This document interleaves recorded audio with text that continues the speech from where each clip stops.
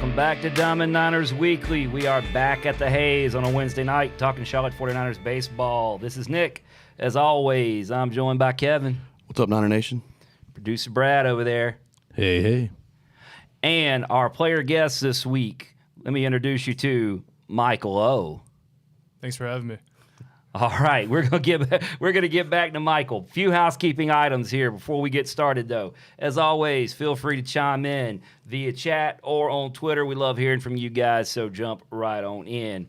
Kevin, we've got a few reminders about what is going on this week. Yeah, here's your weekly reminder to get tickets.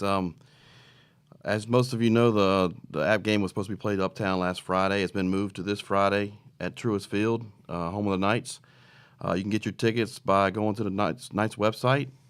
Also, we got two games at the Hayes this weekend with Western Kentucky. You can get those tickets at charlotte49ers.com.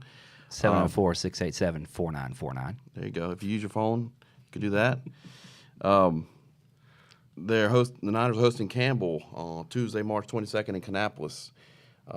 Those tickets are on sale through the Cannonballers ticket office.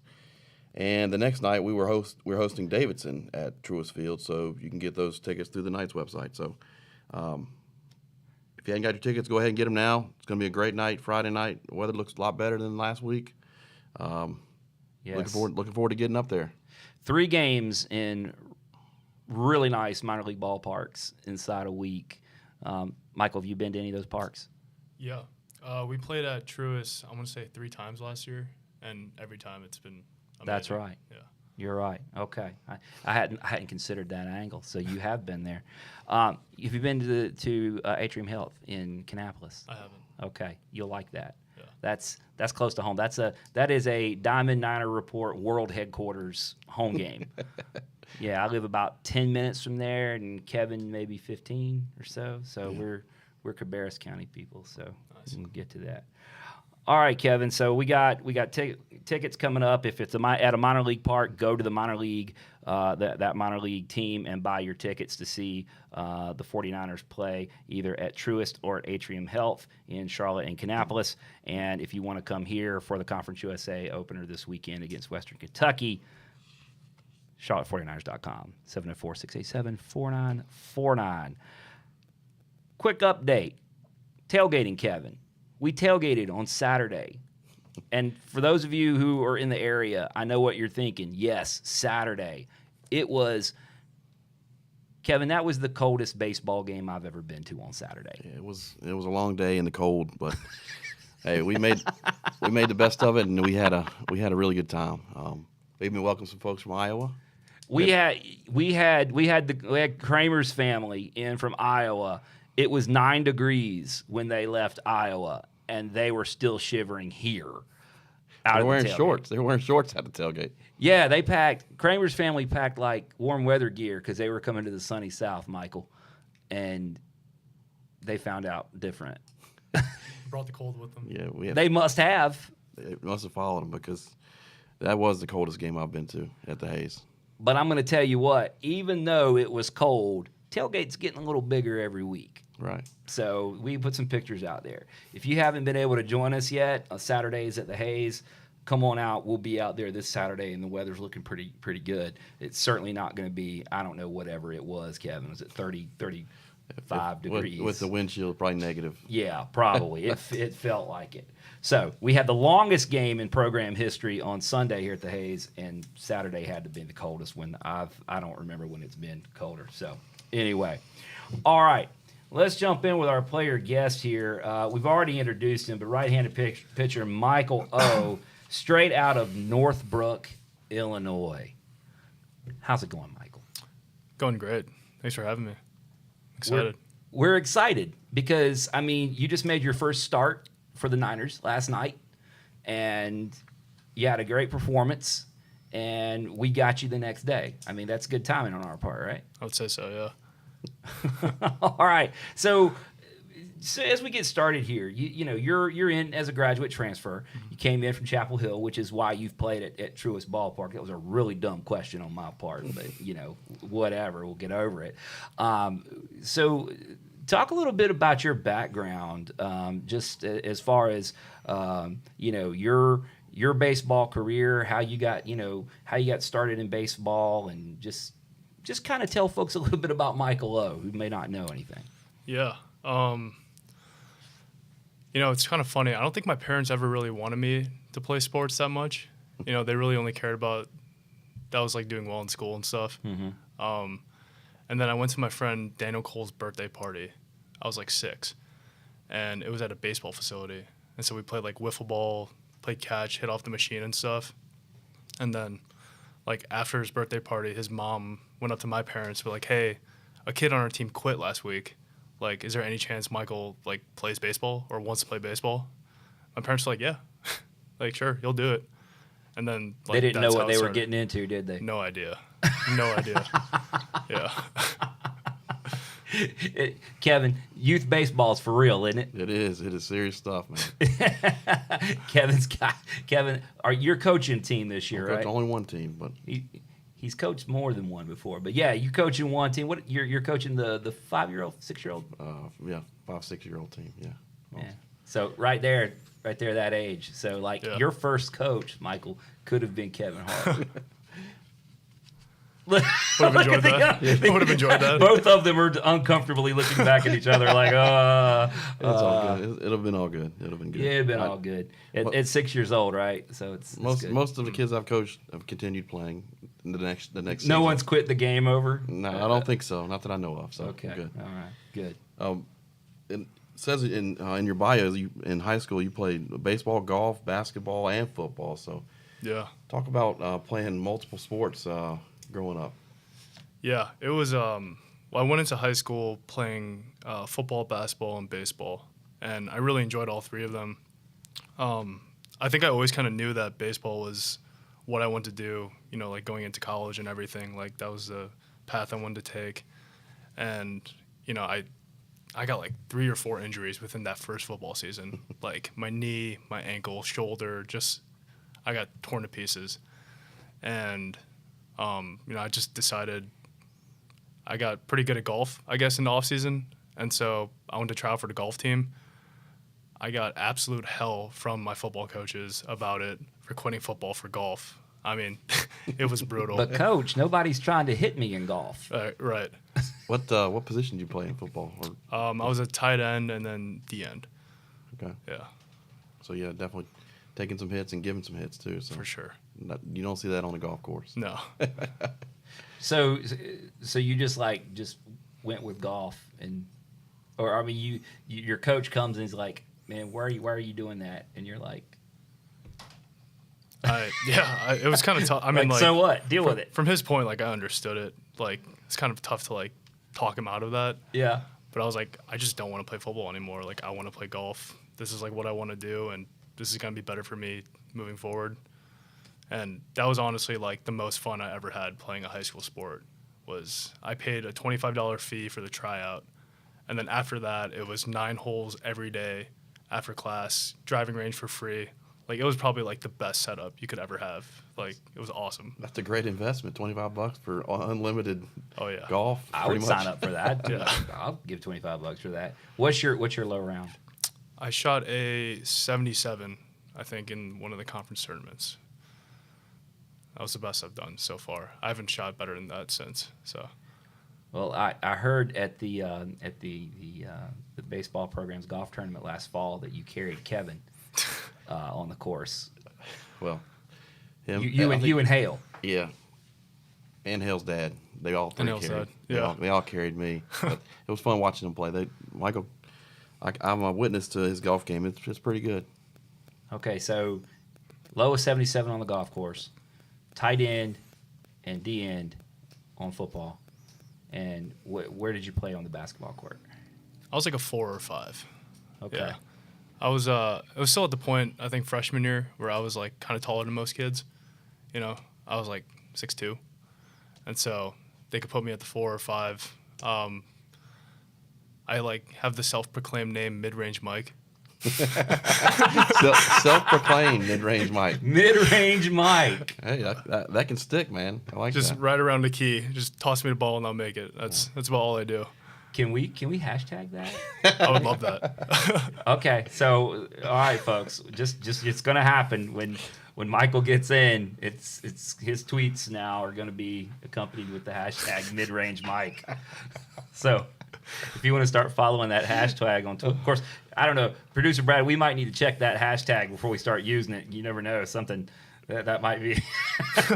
You never know, somebody might be using that for something else already. So we just need to clear that. But yeah, mid-range Mike, I like it.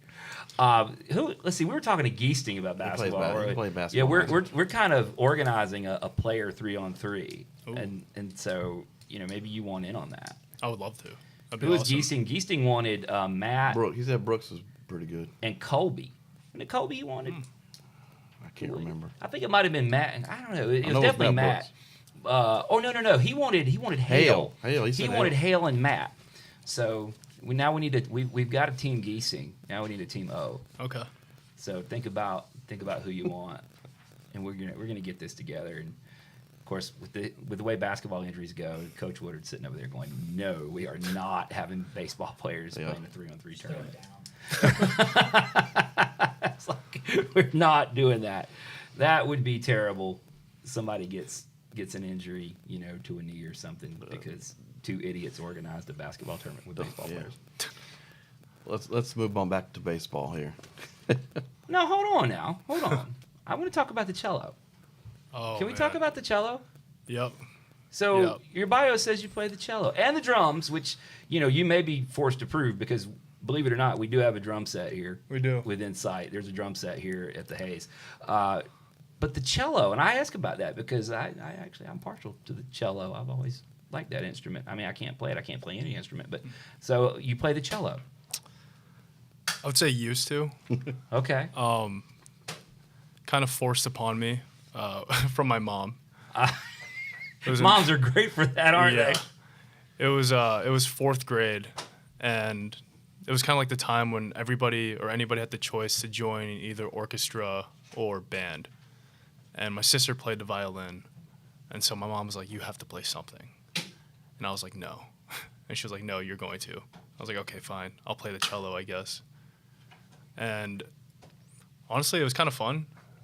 Picked up on it pretty quick. I enjoyed it a lot. I played it for I think 3-4 years, continuously, like throughout school. After that, and then I think like right before high school, I stopped playing it. But yeah, used to play the cello a little bit. So could you like if we were to magically produce a cello, I mean, and we're not, but if we were to magically produce a cello, you could still show us a thing or two?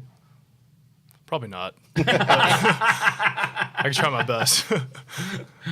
We'll try the drum set out later. Okay. We'll see what you can do with that. Okay, Kevin. I'm sorry. I wanted to ask about the cello. Go ahead. No. You can talk baseball if you have to. This is a baseball show. Oh yeah.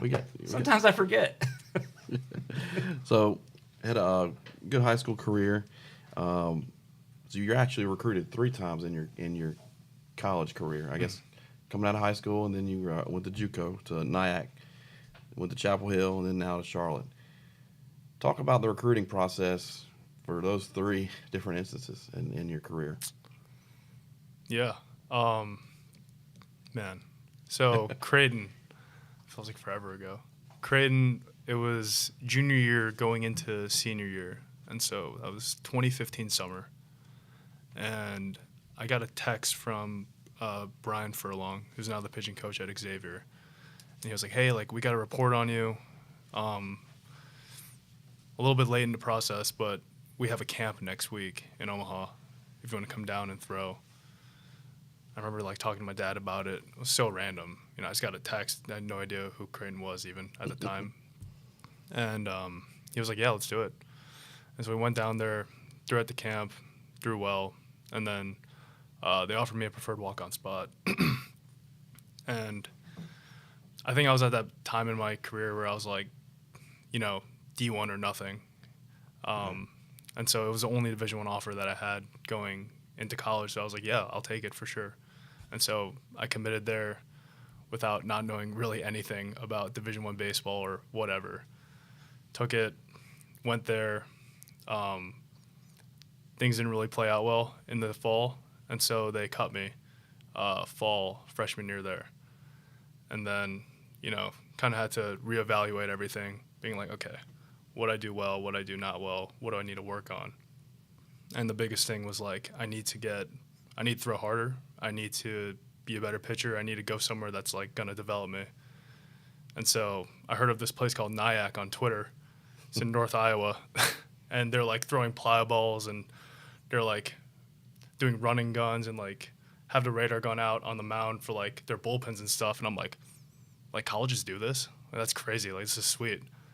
And then luckily there were 2 kids at Creighton that transferred from Nyack. And so they got me in touch with Travis Hergert, who's now the pitching coordinator with the Phillies, but he was a head coach there. And took a visit there like a week later and committed there and was there for 3 years. Yeah, and that's how I ended up there.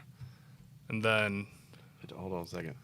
So you're a JUCO bandit. You're the first JUCO we've had on the show. Yeah. You got to have a crazy JUCO story that you can share with us. Yeah, I'm trying to think of like an appropriate one.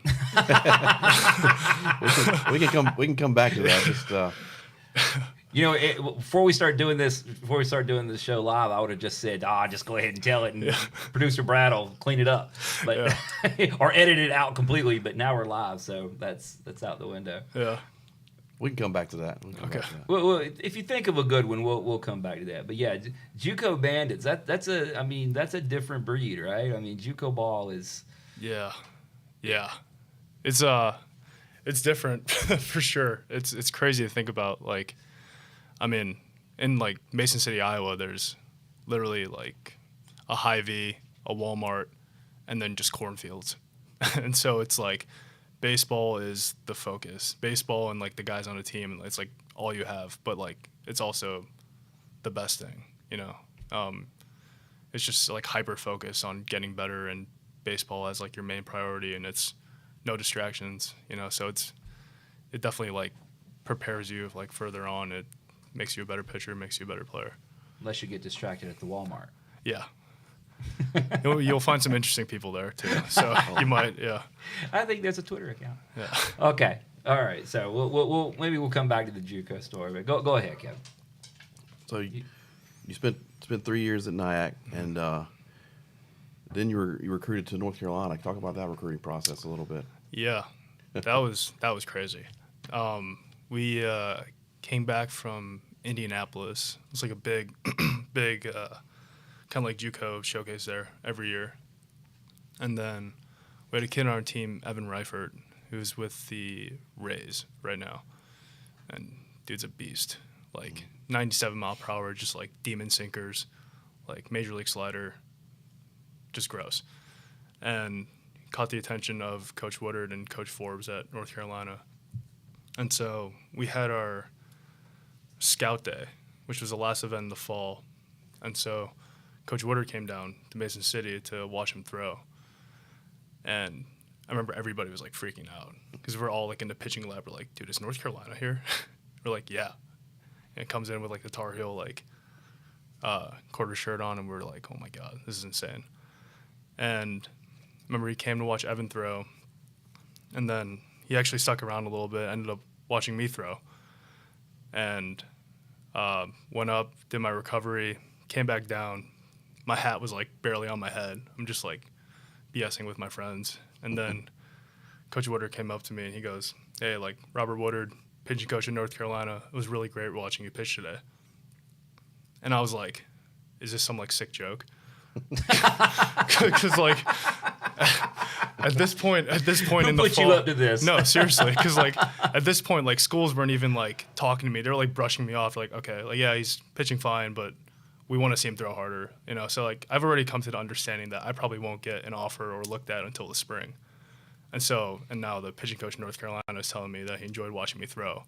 And so I was like, this is like, where are the cameras? You know, like I'm getting punked or something. And then, yeah, it was crazy. Because then a week later, Evan went on his visit, came back and was like, hey, like the coaches were asking about you a lot. I was like, what? Like, yeah, they're asking about like what type of person you are you a good student, all that stuff. And I was like, that's interesting. And then a week after that. To which you immediately say, well, what'd you tell them? Yeah. And Evan's like the best dude, so like I know he only said like really good things. There you go. Yeah. And so I think it was like a few days after that or a week after, then Coach Woodard texted our head coach I was like, hey, like we have this prospect camp in Chapel Hill. We have like one more, I want to say it's like an admission slot or something. We want Michael to fill it for the next recruiting class. Like, will he come down to Chapel Hill and throw in this camp? I was like, hell yeah, of course. And so went down there, threw into camp. You know, obviously Coach Fox and Coach Forbes were there to watch me throw too. So it wasn't just, you know, Coach Woodard's word that they were trusting. They actually got to see me throw, which is pretty cool. I got to throw at the Bosch also, which was awesome. And then, you know, offered me, and then the next day I was committed there. It was pretty surreal, honestly. It all happened like really, really quick. Yeah, and Coach Woodard liked recruiting you so much that he did it again. Yeah. Talk about you got so you graduated from North Carolina, and then you're in a graduate transfer, looking for a new place. Talk about that process a little bit. An old friend, Coach Woodard, reaching out to you. Yeah, man. Well, I left UNC and then graduated. Definitely like wasn't a baseball decision, but more of like a life decision where I was like, I just want to change of scenery. I'm kind of like ready to move on type of thing. I didn't really know what I wanted to do, to be honest. I entered the transfer portal the day of the expiration. And so apparently if I didn't enter that night, I would have had to wait another year to be eligible. I had no idea. And so, yeah, crazy how it worked out. You just happened to get in right under the deadline. Yeah. Okay. Yeah. Okay. Yeah. Really wasn't sure. I knew I wanted to stay in baseball. I was like, maybe I'll just train and like play indie ball or something. Like I felt like I was kind of done with like college baseball. Like I felt like burnt out in a little bit, in a way, I should say. And so kind of wanted to see how things played out, enter the portal, and then like a week went by, and then Coach Bick texted me, and that dude is like the best recruiter in the country. It was like a text message, email, phone call, and like just kept like reaching back out to me. And like then it was Coach Miney, and then, you know, Coach Woodard after that. And it was like, I knew I wanted to come here, like right when he reached out. You know, it's like, where else would I want to be? So let me back you up here. So when you were going to be recruited here, Woody was the third person you heard from. It was, yeah. You heard from Bick, and then you heard from Miney, and then you heard from Woody. Yeah. It's very interesting. Very interesting. Well, Toby is Coach Bick. I think you're right. He's got to be one of the best recruiters in the country. Yeah. Because I mean, I've heard him lay it down. I mean, he's good. I mean, he could. What's the word I'm like? He's really good at well, I'm thinking of all the words that I shouldn't say. He's really good at carrying on a conversation. He's a lot of fun to talk to. He and I were talking about that right before we went on air. We have a good time talking. So yeah, I can see that. Cool. How long did this process take from you hearing from these folks to your okay, I'm going to Charlotte? Probably 2 weeks. Okay. I mean, like baseball wise, it was like already a lock, because you know Coach Miney and Coach McKibben, I already had like experience working with them at P3, and so this goes a few years back, and obviously, the relationship I had with Coach Woody, like I already knew I wanted to, you know, come here. It was more just like I needed to find a grad program that worked for me, make sure like I was taken care of like school wise in terms of like what I wanted to do, all that stuff. And so, yeah, like that process took a couple of weeks, and they were super helpful and got me in, and now I'm here. Now, what grad program are you in? You did communication studies as an undergrad. What grad program are you in here? So it's the Entrepreneurship and Innovation certificate, and so it's like through the MBA program. Okay. And so it's through like that branch, I guess. So if I want to continue through my MBA, I can just, I guess, roll into it. It's pretty nice. Yeah. Okay.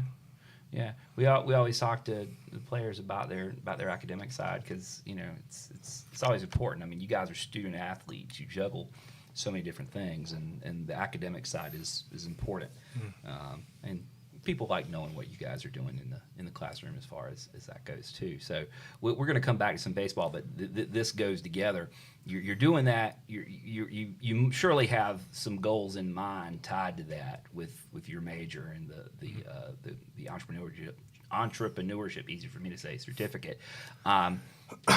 Whenever baseball winds down for you, whenever that happens to be, what do you have in mind for yourself in the long term? I'm not really sure. Okay.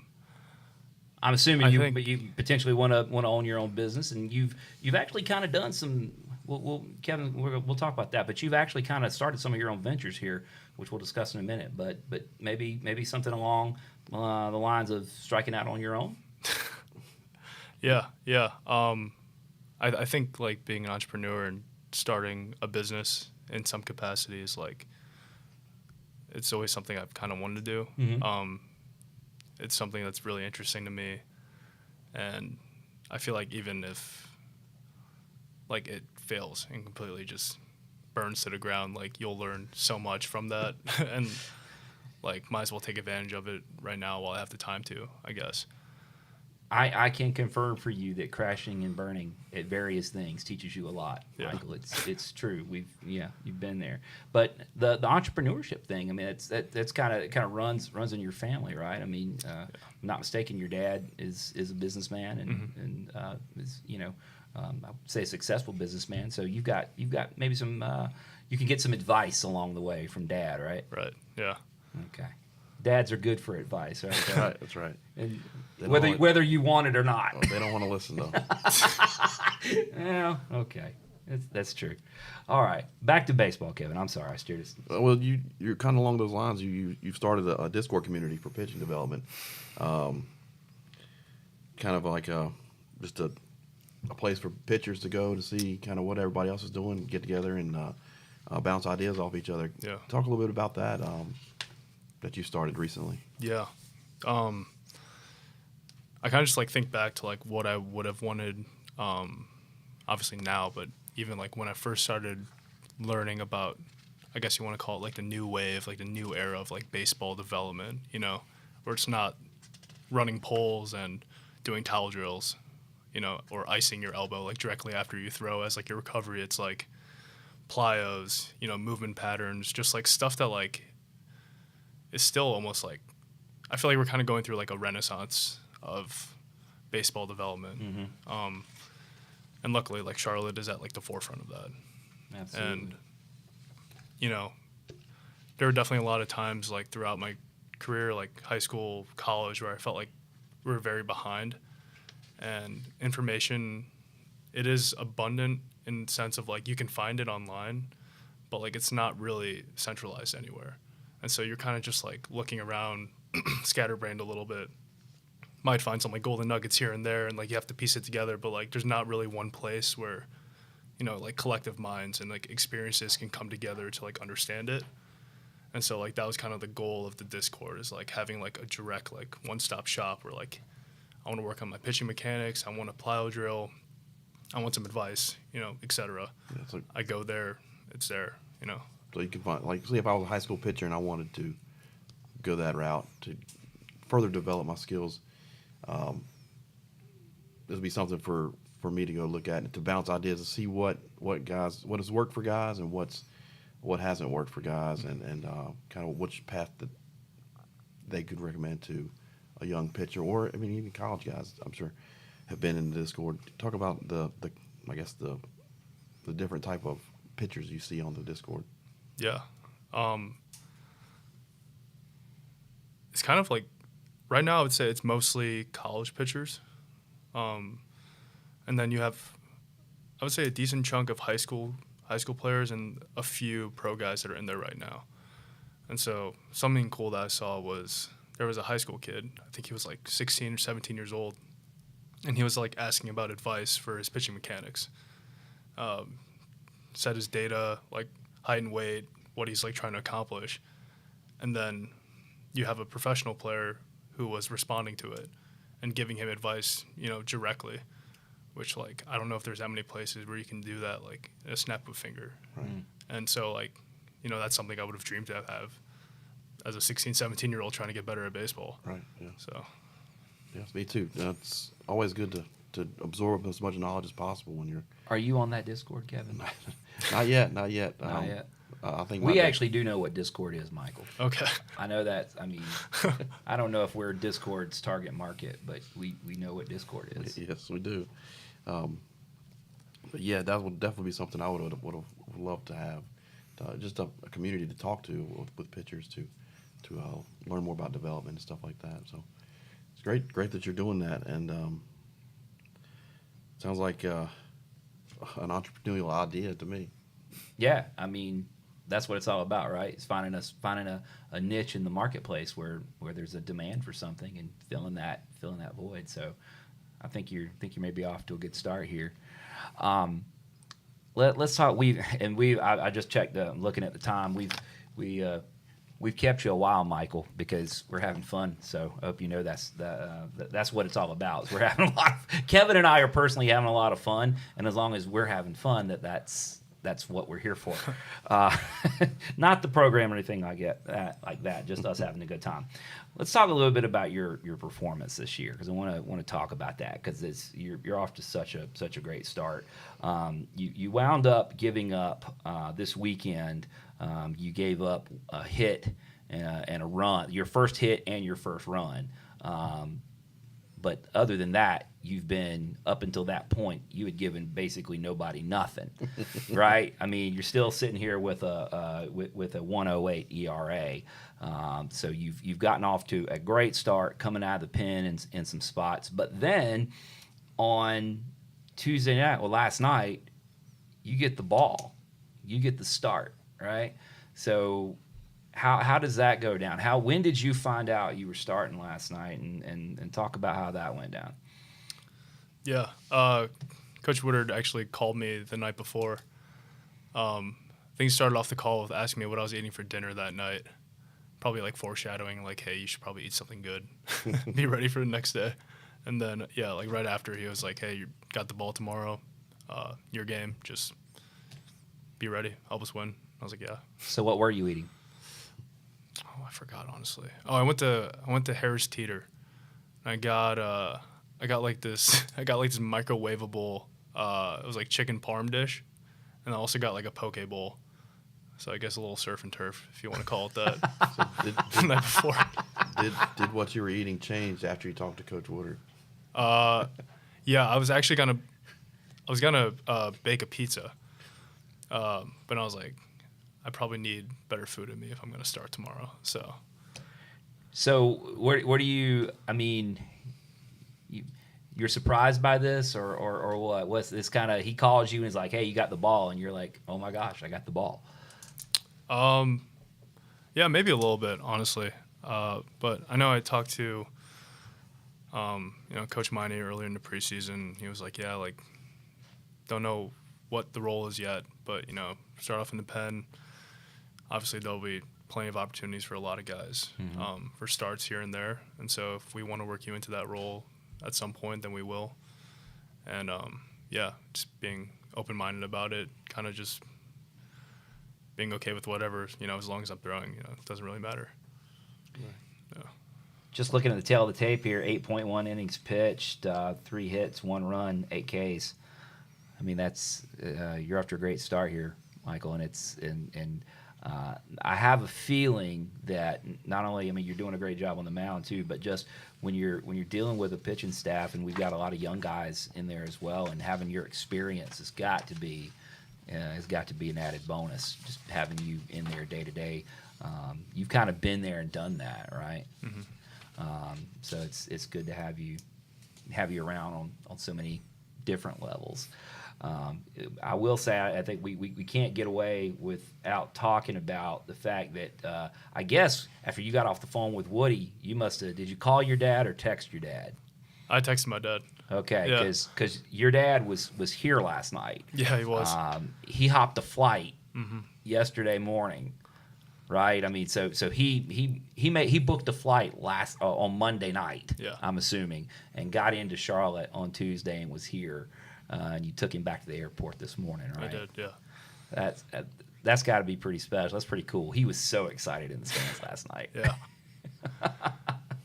I mean, in fact, I guess when you came off, I mean, he was actually he sat in the student section. I think at one point he was leading the cheers for you. Right? Oh, that was cool to get to see. It's really I've said this a couple different times, but when we first started doing this, I felt like mentally I kind of identified a little bit more with the players and used to think about how the players were viewing things. But as we've done this a while now, we've somehow gotten older. I really look at it more from the parent perspective these days. Just seeing his pride and everything, that had to be pretty cool. So, did he take you out? Did he take you out to dinner after the game? Maybe. Yeah. So I'm guessing y'all did not go to Harris Teeter. No. What'd you get last night? God, what did we get? I'm trying to think. Oh, we had at the hotel where he was staying. Okay. The one on campus. Oh yeah, over here at the you went to the Golden Owl. Golden Owl, yeah. Yeah. That's actually a good choice. That was great. It's pretty good stuff over there. Okay, Michael. Well, we have detained you for an inordinate amount of time, and you probably have some schoolwork or something to get into. Or he's like, no. He's like, I'm a graduate student, so we're gonna let you go and get Woody in here to talk a little bit about the upcoming week. But man, we appreciate you stopping by. Yeah, thank you so much for having me. It was a lot of fun. All right, folks.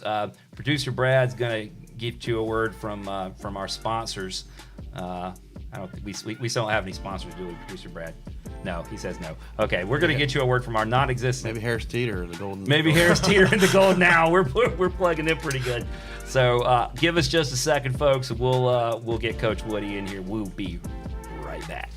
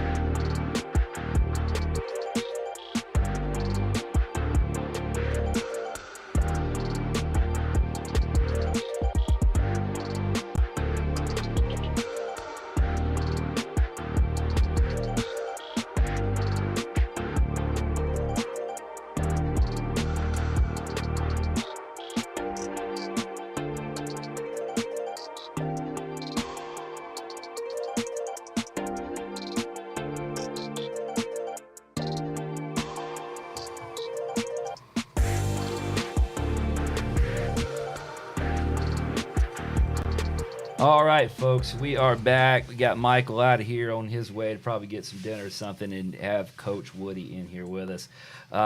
Coach, I think you said you wanted to kind of start by giving some of the backstory on Michael. You want to take it from there? Yeah, no, I mean, I think there's so many great things about this profession. Certainly, one of the best is the recruiting process and the relationships you get to build along the way. And I remember it like it's yesterday, honestly, when I was over there kind of working on some things, and he was describing, that winter day. I mean, I think it was January. I was up in Mason. Was it Mason City or Northern Iowa? I was in the gym. I remember it was like it was yesterday, and just really cool story because I had no idea who Michael was. I'd never heard of him, and I was there to see Evan, as he described, pitch. And I'm watching this really athletic 6'4", 6'5" pitcher who's throwing fastballs up to 95, 96 in a bullpen with a nasty slider, and he's warming up second. And the way I remember the story is Michael was actually throwing first. So Michael, I'm watching Evan throw while Michael is getting ready to go first. And so they're doing this live at bat thing where they're the pitchers are throwing to hitters in cages, and so I'm watching them warm up in this mound off to the side and out of bounds territory of a gym, and then they have a net that drops down from the ceiling, and they're having live at bats. And so I'm watching the pitcher that I'm there to see throw, and I look left, and I'm watching this pitcher throw that I don't know who he is, and I just see that the mitt is not moving, like, the entire time. And so I'm sitting here watching this, like, this really talented athlete with plus stuff, but, it's the pitchability is not there. So I evaluated that, but I was like, but the mitt's not moving over there with that pitcher that's throwing. So the whole time I'm watching the pitcher I'm there to see, I'm keeping an eye on Michael throwing. And I watch him throw, and none of the hitters are putting good swings on him, and it's just swings and misses and then strikes and this and that. And I really love the delivery and the arm action, and just, I liked pretty much everything I saw. Outside of I knew, I could tell it wasn't 95. But, at the same time, there's more to it than that. And so I talked to the coach, and long story short, I'm like, yeah, like, I'm up here to see Evan, but you got somebody else throwing first. Like, and he's like, well, yeah, that's Michael O. He's the best pitcher on our staff, but he doesn't throw as hard as Evan. I'm like, well, why haven't you told me about that guy? And so, and he goes, well, I just, this and that. We talked about Evan. And so, and so I just, I myself was not, I was, in college, I wasn't really a velocity guy. I was more of a pitcher. And one of the best pitchers I've coached was when I was at UNC Wilmington was Matt Batts, and he topped out at 84, 85. So, I'm always on the lookout for guys that I think are unique and can really pitch. And, when I'm seeing swings and misses, I don't really care if it's 84 or 85 versus 94, 95. And so, just followed up with Mike, and he came down. He pitched in a camp. He threw 3 innings. He literally struck out 9 hitters in the camp. There wasn't a ball that was put in play. And he topped out at, I think, 88 that day. And just talking to him, I mean, y'all have gotten to know him here just on the podcast, and being around him, he's just, he's one of the nicest young men I've ever coached. One of the most driven, hardworking, persevering, respectful young men I've ever coached. And, so he was just a complete no-brainer for our coaching staff to recruit him the second go-around here at Charlotte. And just, tickled to death that he's here. And, heck, he's throwing really, really well for us. And he's a huge part of our team. So it's a great story, but and the cool part is it's still being written. That's right, yeah. It's great that you recruited him, never got to coach him at Chapel Hill, but you finally get to coach him a couple years down the road here. So looking forward to seeing how the story ends here, and we're liking what we're seeing so far from Michael. Yep.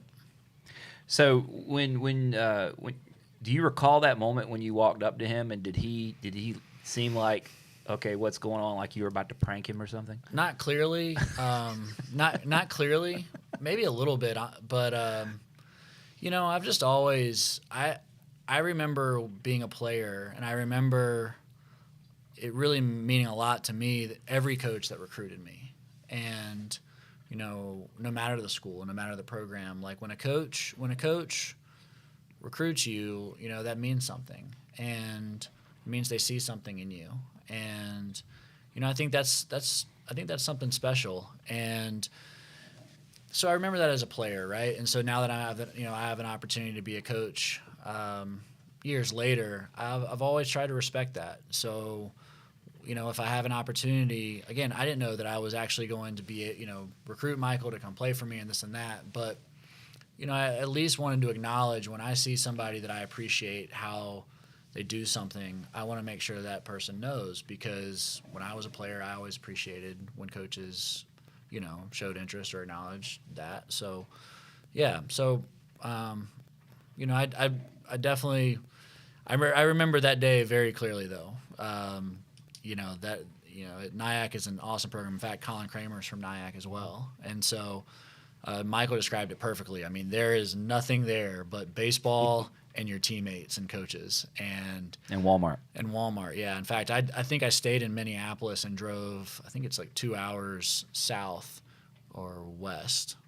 Can't really remember, but I stayed in Minneapolis. And I love Minnesota. I love that area. Not particularly in January, but No. But again, it just gets back to one of the great things about our jobs is you never know who you're going to meet. You never know where it's going to take you. And baseball has taken me some really cool places and unique places, and I would categorize that as a unique place. So yeah. Sounds like they're big on development there. So They are, yeah, and that's the other thing too is like, there's from a synergy standpoint, like I knew that Michael trained the way that we wanted to train him at UNC, and then when I came here, Michael trained the way that we want to train here at Charlotte. So it just, it made sense. It makes sense. So a couple things before we talk about some baseball. We've got some stuff coming in here. This one's definitely worth talking about here. And he took a picture of his TV, which means we're on his TV. Yeah, I'll show it. There we go. This is Sydney Pike. Yeah. Sydney is watching us at home. But that's worth mentioning, bringing up Sydney, because I believe he got engaged. Was it Monday? Is that right? He did, yeah. Sydney just got engaged. Monday night. So congratulations to Sydney Pike, who is like the Swiss Army knife of Charlotte baseball, who does a little bit of everything around here, right down to the laundry, being in like literally the laundry, making sure all the unities are clean and all that good stuff. And the left field line too. And the left field line. That's a thing. I don't know if you know that or not. Are you in on this? That like our play is tied to how straight Sydney makes the lines. Oh on the yeah. field. So yeah. I mean, there's. You talk about wins above replacement. I don't know what Sydney's is, but it's pretty high. Sydney's WAR is high. High. So yeah, Sydney's engaged now. So shout out to the happy couple. Congrats from all of us here. Very special. Yeah, so that was cool. If you want to see pictures of their engagement, I think we retweeted that, didn't we, Kevin? Right. Yeah, so go check that out. A couple other things came in. Our buddy Jimmy Touchstone wants you to know, Coach, that he's has been in the bullpen warming up. He's a 50-year-old righty who tops out at 49 miles an hour. So it's all about being unique. It's perfect. Well, Jimmy, I don't know if you've got any eligibility left, but I'm pretty sure that academic eligibility might be an issue with Jimmy. So I don't know. Well, you got to know your role. He's got a great role of a tailgater and super fan. So yeah, he's a glue guy. Yeah. Honestly, Coach, we could not afford on our side of the netting here at the Hayes. We could not afford to give up Jimmy. Yeah. So we need him with us. So it's you can't fair. have him. And then New Alias, who I have a feeling I know who New Alias is. He literally called himself New Alias because we outed him on his other one, on his old alias. I have yet to see a player interviewed here who didn't impress me with their character. So We have a great group. yeah, cool stuff. So glad to get in some shout outs here coming in from Niner Nation tonight. So let's talk a little baseball, Coach.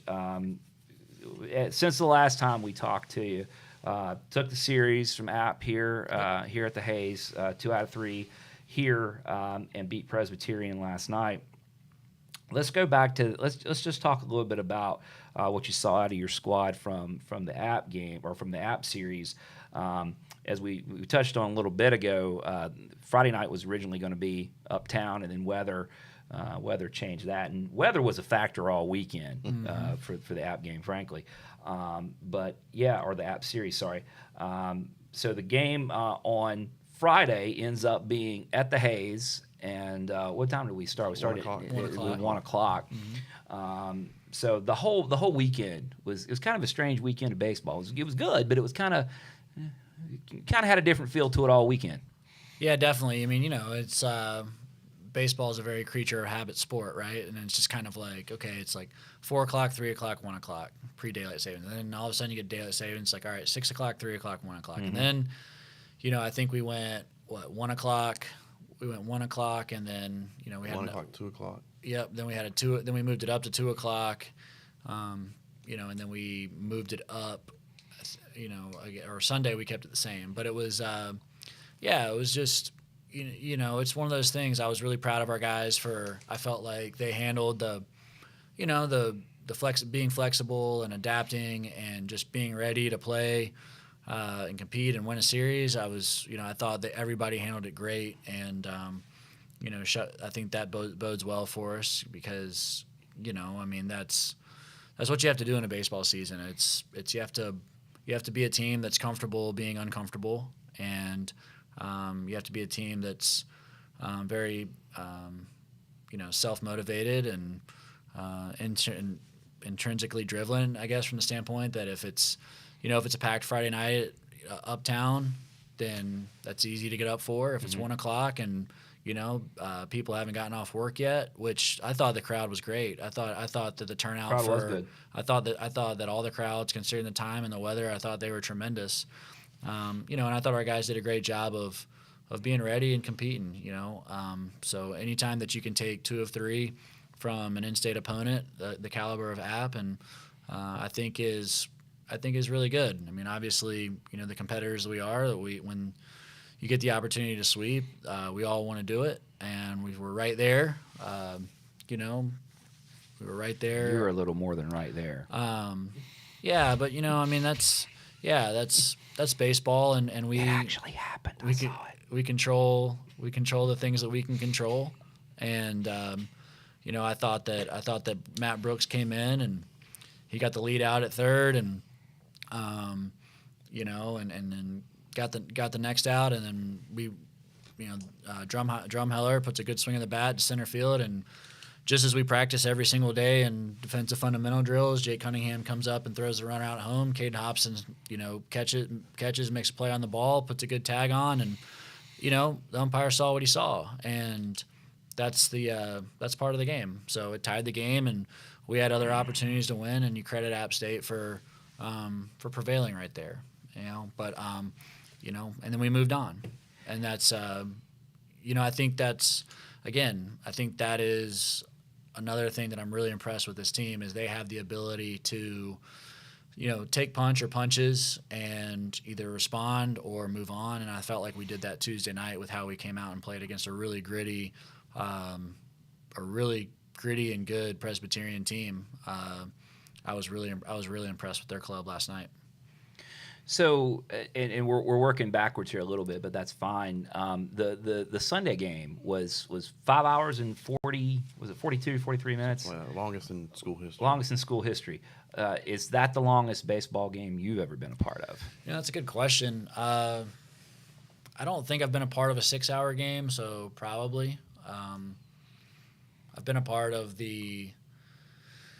Let's see. I've been a part of. At the time, the 2000 and 2006, I was a part of the longest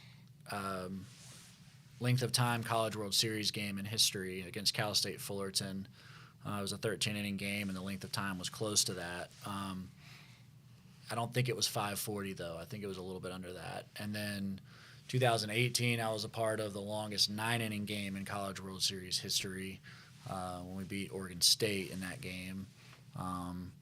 And then it's funny because I remember all three of them, and then Sunday, against App, I remember all three feeling the same. It's like it's one of those things like you feel like you just came out of a like mental warfare. Like you're just and certainly when you lose, it's there's that element too. But like I know like physically and mentally those things they just feel different. And I know our student athletes that were on their feet actually playing the game. They were. But they laid it on they laid it on the line. Both teams did, and like I said, that's the nature of the game. Again, I thought that our guys did a great job of using the off day on Monday to recharge, regroup, recover, and I thought we looked really fresh and ready to go last night. And after playing 30 innings of baseball, one of which is the longest game in program history, and seeing the guys look as fresh and ready as they did, and look at our bullpen come in and look the way that they looked, I thought it was extremely promising. Talk a little bit about that. I think you used 9 pitchers on Sunday, and I think it might have been 11. 11 pitchers. Okay. Yeah, I'd have to go back and look. It's not. Go ahead. I'll get us a number. Yeah. Go ahead. Well, you got at least 9 plus a shortstop. Right. Yeah. Talk a little bit about I know Jack's pitched before in summer ball and stuff, and then he was a two-way player at one point. Talk a little bit about bringing Jack to the mound for 11. Yeah. for a couple outs in the I can't even remember what inning it was.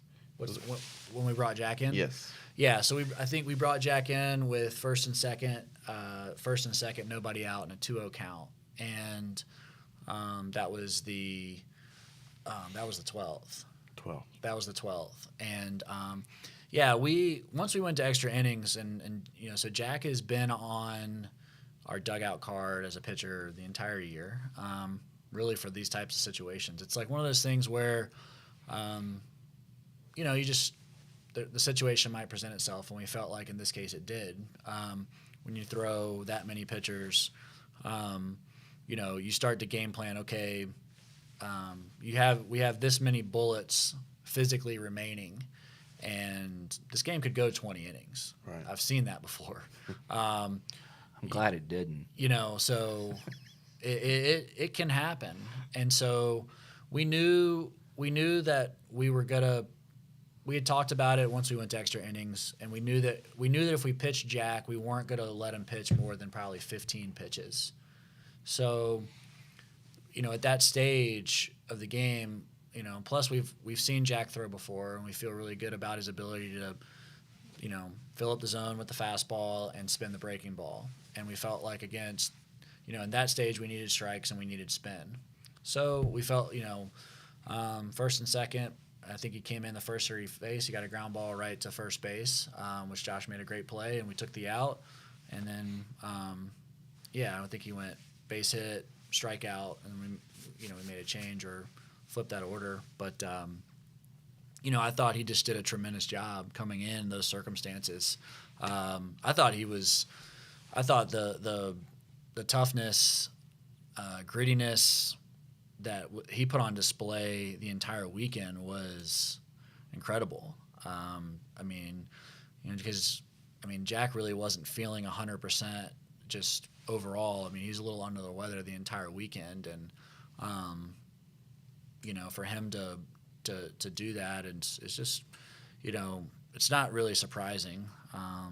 In fact, I want to say, in talking with Joe Templin, our SID, I want to say that when we brought him into pitch, it broke a streak of 1,913 outs recorded while Jack was at shortstop. So Jack had played shortstop since Jack got here last year, at the start of the 2021 year.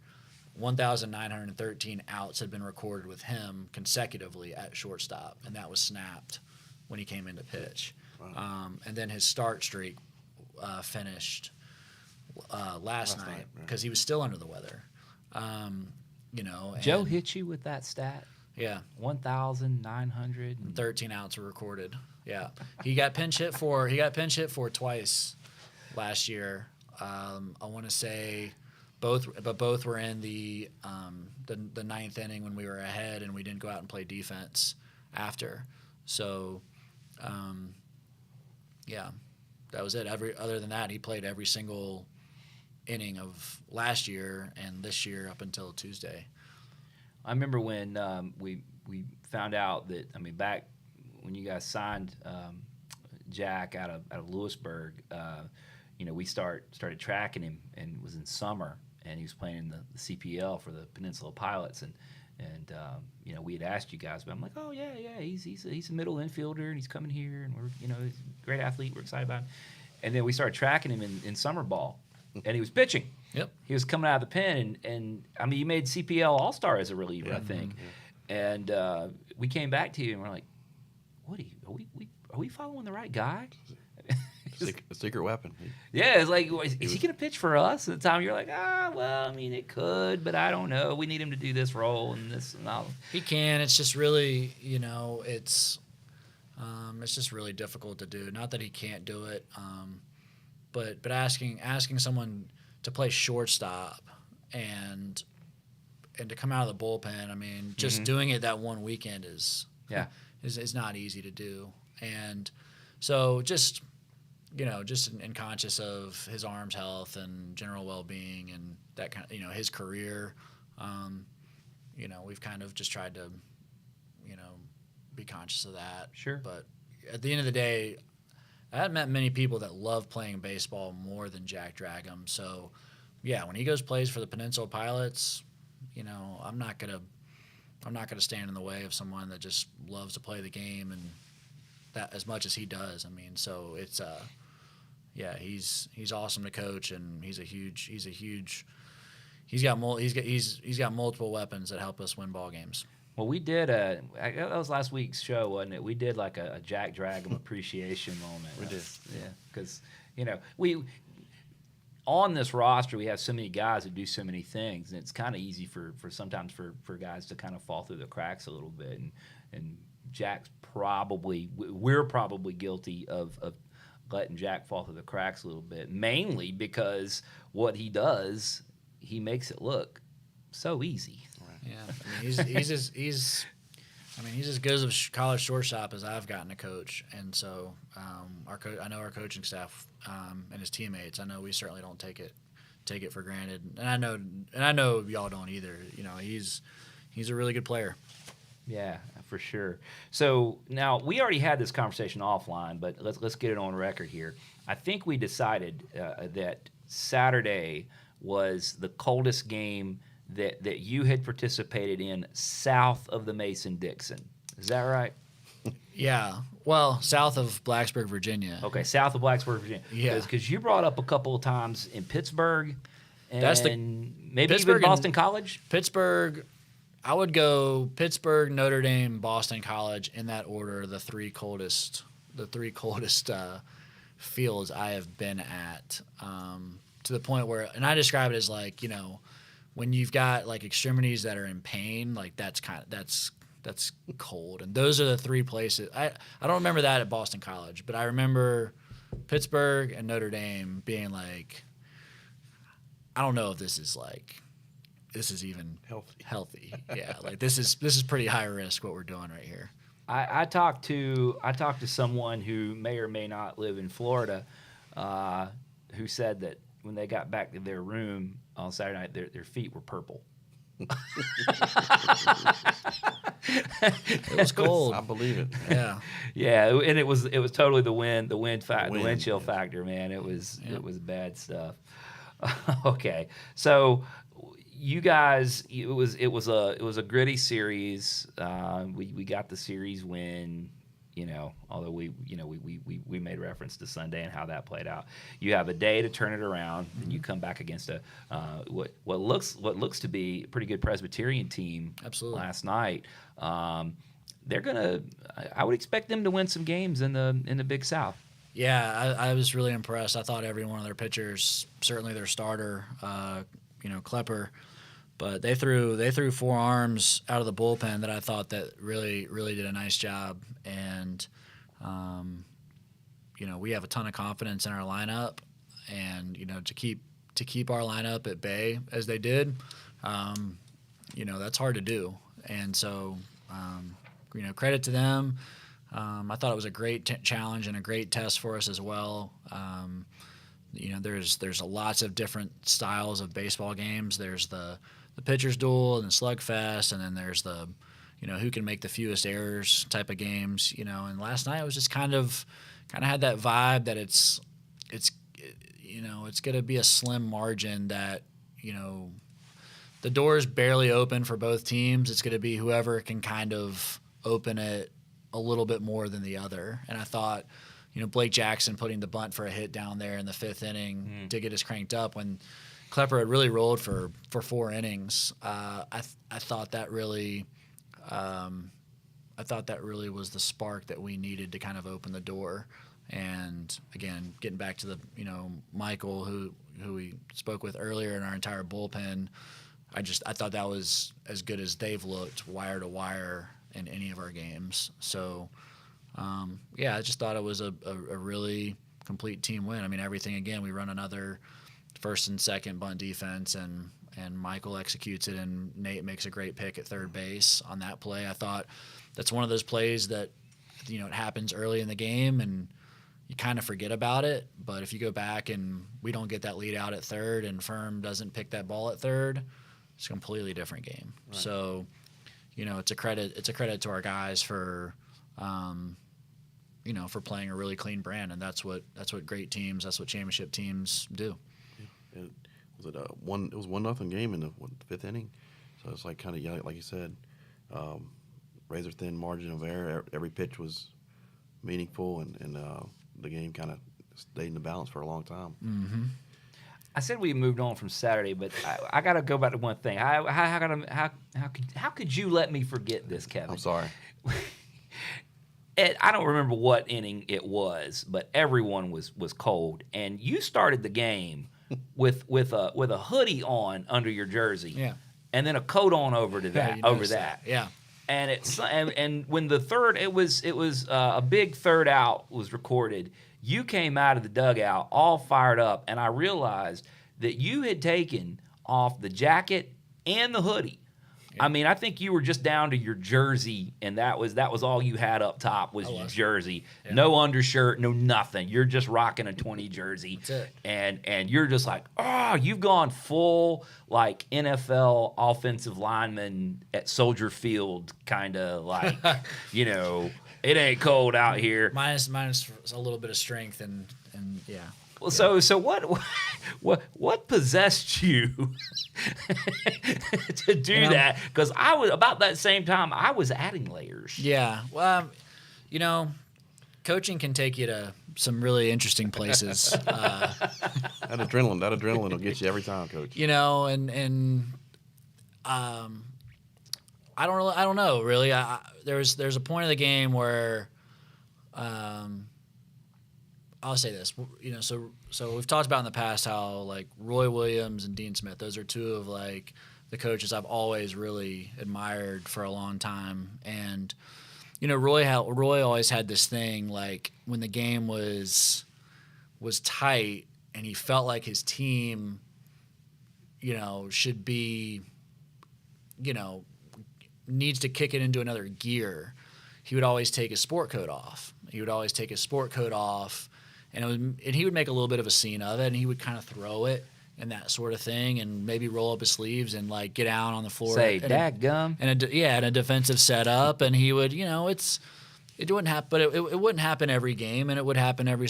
I was just kind of like, a little bit. Part of me was like, if Roy Williams was coaching this baseball game right now, he'd take his sport coat off, and he would roll up his sleeves, and he'd get into defensive stance and do his thing. And I was just like, well, I don't have a sport coat. All I got is this, like, these layers underneath my jersey. And so I kind of tried to channel my inner Roy Williams, I guess, and just say, you know what? And I also, it's obviously cold, and people look cold, and, this and that. And, I was just saying, let's send a message that our dugout is not that cold. And it starts with me. And so, yeah, it was like, I don't get, our players are playing the game, and, if that was one thing I thought that could maybe, push us a little harder, it just kind of one of those things that in the moment felt like, although maybe not intelligent, was needed. Okay, so I got to ask because we can't see into the dugout from our viewpoint, but I mean, you did have that hoodie under your jersey, so you had to take everything off to get that jersey. So yeah, we have a really nice storage closet. Yeah. Okay, so you went in the closet there to do that. So like nobody's like the team is not looking at you like, what are you doing? Well, I mean, they do that every day. But I'm just trying to, so you did the Clark Kent phone booth kind of thing. Yeah, I didn't. Yeah, it was just kind of one of those things. Like internally, I just like I said, I wanted to channel my but I also didn't want to. It wasn't about me. It was more about like sending the message to the other dugout that we're not cold and we will play as long as it requires for us to play to win this game. And yeah, and I might have had like a Yeti full of coffee, like that kind of helped if I really was in a pinch and I needed it. But yeah, I mean, it's baseball. There's an element of mental warfare that goes on, and in that moment, it felt like, hey, our dugout we needed to show that our dugout's not cold, and we're gonna do whatever it takes here to win this game. And you did. Our guys did, yeah. Yeah, they did. So, okay, so I'm monitoring the clock here. We're way over our time, Kevin, but we've been having so much fun. I don't care. If these you can go watch these back, folks. So if you need to go do something else, come back. You can pause it. And you can back. Yeah, you can come back and get it later. Yeah, but so we need to move. We need to start looking forward here because this is a big weekend and Conference USA play starts across the board. So we're going to start finding out what everybody's got in league. And I know Kevin and I were talking about this earlier today. Some folks have played tougher schedules than others. I think it's safe to say when looking at the league. But we're starting with Western Kentucky coming in. They're coming in 8-8. They just lost a series at home to Illinois last weekend, and last night while we were playing, they dropped an extra innings contest to Belmont. For reference, they were picked 9th by the coaches coming into the league, so they'll be coming in here looking to play spoiler. What can we expect from Western Kentucky?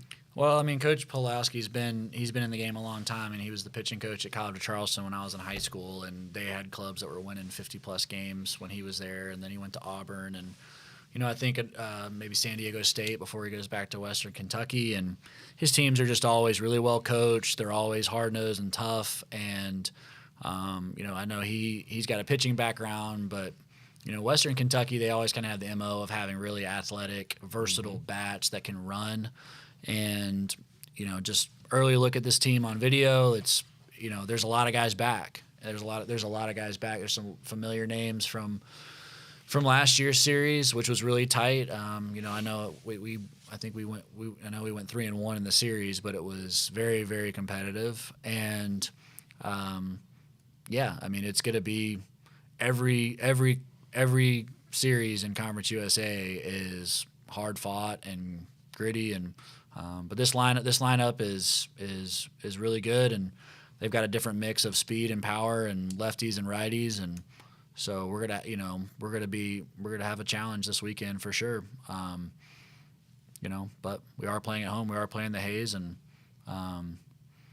that's a good thing. And the weather's got to be. The weather forecast looks pretty decent too. And Uptown. And Uptown. So quickly touch on that. Their staff is expecting to come to the Hayes on Friday. So you reach out to them and say, hey, how would you like to play Uptown at our minor league ballpark? I mean, they're like, yeah. Yeah, they said, yeah. I mean, honestly, I was here pretty late. I was here pretty late Thursday night when we were making the call because we were trying to hold out as long as possible last week to try to play Uptown and to not change things and this and that. But ultimately, we've got to do everything we can, to play a 9-inning game, and just looking at the forecast, it didn't look like that was gonna be able to happen. We also want to be respectful of the Knights' playing surface and staff and everything there. So they threw out the opportunity for us to play next week. So and talking with our team and our staff, and talking with Coach Smith at App State and their staff, and I was also texting with Coach Pulowski and their staff. It was. You were playing air traffic controller. Oh yeah. Then you throw in the the scouts, and you throw in it's just there was a lot of people involved in being conscious of making that decision. But Coach Pulaski and those guys said it sounds great. It sounds like a great idea, and I think the weather's going to be better, and temperatures will be warmer, and we'll get an opportunity to play in one of the nicest ballparks in the country. Kevin, you kind of efforted this.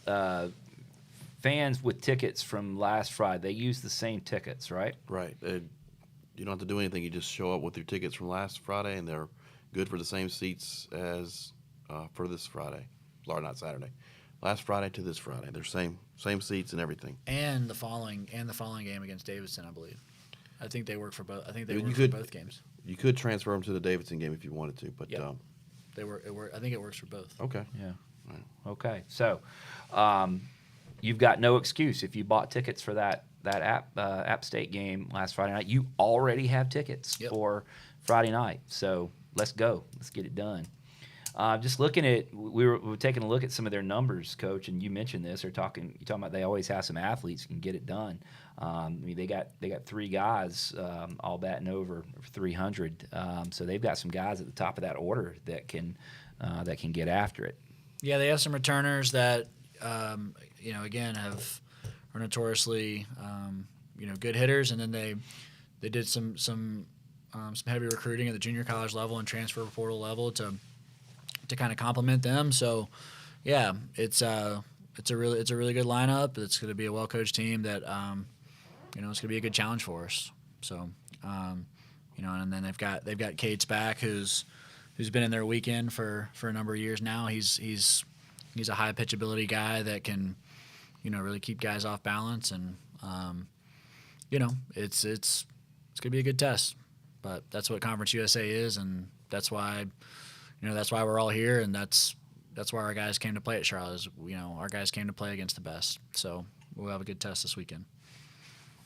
Just quickly looking at some of the other matchups here, be interesting to see how this is always such a fun time of year, because everybody's played the bulk of their non-conference schedule, say midweeks, and then you kind of get to see what everybody's got as you start measuring against conference opponents. So in addition to Charlotte and Western Kentucky, you've got Marshall making the trip to FIU. Old Dominion at Middle Tennessee. That'll be interesting because Old Dominion's coming in 14-1, and that's where we go next. I'm sure you didn't know that because you always look one game at a time. That's right. But just so you know, Coach, we go to Old Dominion next week. That's good to know. Thanks. You're welcome. To see how that shakes out, they're playing Middle Tennessee on the road. Now, probably the series to pay attention to just in general for the conference is FAU at Southern Miss. I mean, that's always, those are 2 teams that are always up there near the top of the league. Louisiana Tech at UTSA, that's probably going to be a gritty series because those are a pair of gritty ball clubs. Then UAB at Rice. It's UAB's off to a pretty good start, and Rice, a lot of folks that haven't followed their program as much more recently are kind of surprised at some of the transitions that Rice is making. But they're in the first year of a new regime. I